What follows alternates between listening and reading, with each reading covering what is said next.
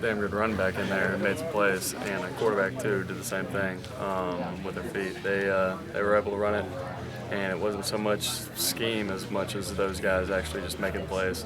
It was thoroughly impressive, but they've always been a good run defense. Kansas State has, and even against Auburn, they did a good job of shutting them out for the most part. But TCU was feeling themselves that night. Can you take anything from that at all? Not me personally, because I can't do anything that those guys were doing. But it means that if you have some fast guys that are able to make them miss, and we got some fast guys, so. Going to be kind of bittersweet for you Thursday night to go out there for the last time on this field? Yeah. That's a good way to put it, because I'm happy that I am out here, but it will be the last time as a player. It's something I've always dreamed about. It's something that I never thought would have happened. I'm glad it did. So. This team plays back. What are some of the challenges with that defense that makes you work your way down the field and earn it?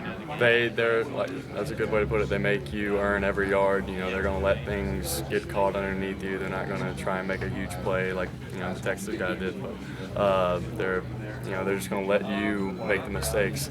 And it's honestly really smart, and that's why Coach Snyder is one of the best coaches in college football history. So is patience a key for you guys to stay on schedule and don't try to do more than you can? Absolutely, and you got to stick with the run game.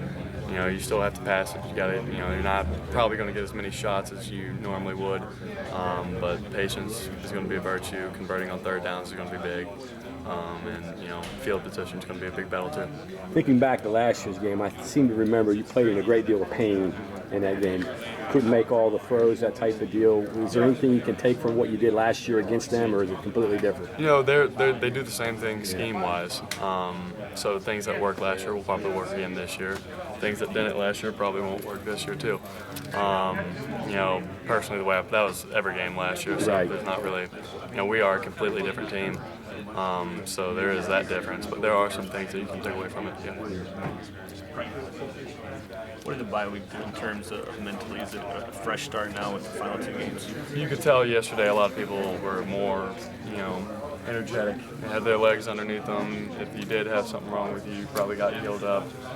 Coach did a good job of letting the starters and a lot of the guys who play a lot of snaps, heal up. And it was evident yesterday. And I think that's what it is. So.